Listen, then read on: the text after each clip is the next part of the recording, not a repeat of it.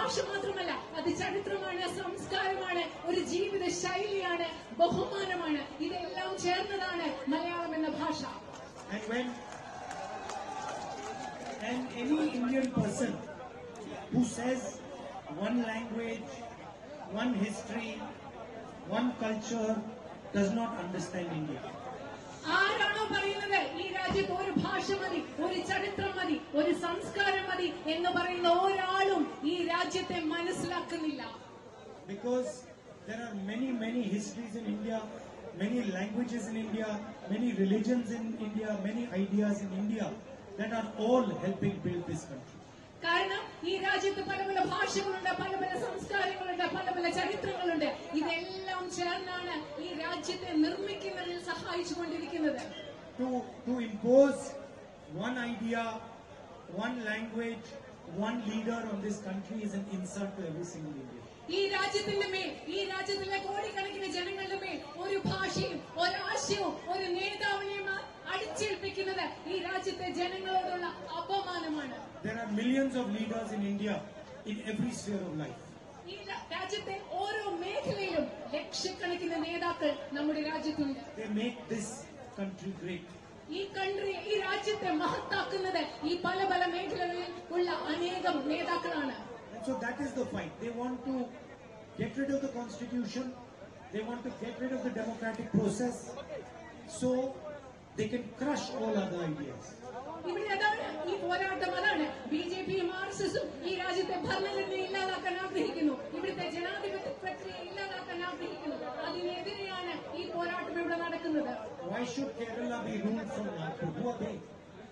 എന്തിനാണ് കേരളത്തെ നാഗ്പൂരിൽ നിന്ന് ഭരിക്കുന്നത്?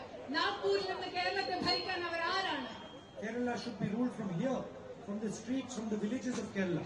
കേരളത്തിലെ തെരുവുകളിൽ നിന്നുള്ള ആളുകളാണ്, കേരളത്തിലെ ഗ്രാമങ്ങളിൽ നിന്നുള്ള ആളുകളാണ് കേരളത്തെ ഭരിക്കേണ്ടത്. നാഗ്പൂരിൽ നിന്നുള്ള ആളുകളല്ല കേരളത്തെ ഭരിക്കേണ്ടത്. And in fact, that is what the people of Kerala have taught India. അതാണ് യഥാർത്ഥത്തിൽ, അതാണ് കേരളത്തിലെ ജനങ്ങൾ ഈ രാജ്യത്തെ ജനങ്ങളെ പഠിപ്പിച്ചിട്ടുള്ളത്. That the closer the government is to the grassroots, the closer the government is to the people, the more effective. കേരളത്തിലെ ജനങ്ങൾ ഈ രാജ്യത്തെ പഠിപ്പിച്ചിട്ടുള്ളത് അതാണ്.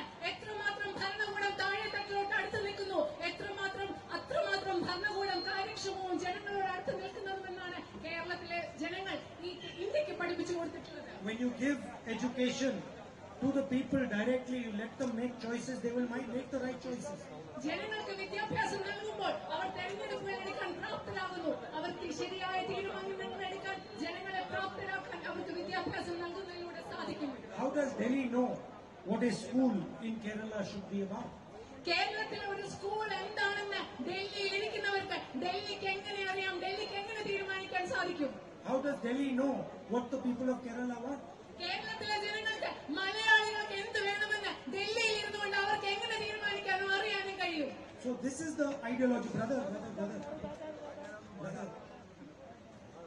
This is the boss. Oh, he's okay. What has happened?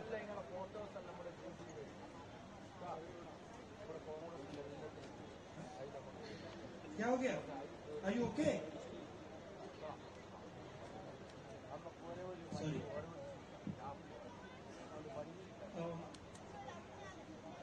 So that is the fight that is taking place at the national level. ദേശീയ തലത്തിൽ ഈ പോരാട്ടമാണ് ദേശീയ തലത്തിൽ ഇന്ന് നടന്നുകൊണ്ടിരിക്കുന്നത്. There is no need for Indian people to disrespect each other. ഇന്ത്യയിലെ ജനങ്ങൾക്ക് പരസ്പരം ബഹുമാനിക്കാതിരിക്കാനുള്ള യാതൊരു ആവശ്യവുമില്ല, യാതൊരു കാരണവുമില്ല. To hate each other. മറ്റുള്ളവരെ വെറുക്കാൻ ഇന്ത്യയിലെ ജനങ്ങൾക്ക് പരസ്പരം വെറുക്കാനുള്ള ഒരു കാരണവും ഈ രാജ്യത്തില്ല. To fight with each other. പരസ്പരം പോരാടാനുള്ള ഒരു കാരണവും ഈ രാജ്യത്തില്ല. The country can be great only if it is united and working together. ഈ രാജ്യത്തെ ജനങ്ങൾ ഒരുമിച്ച് നിന്നാൽ മാത്രമേ, ഒരുമിച്ച് പ്രവർത്തിച്ചാൽ മാത്രമേ നമ്മുടെ രാജ്യത്തിന് മഹത്തായി മുൻപോട്ട് പോകാനും നിലനിൽക്കാനും സാധിക്കുകയുള്ളൂ.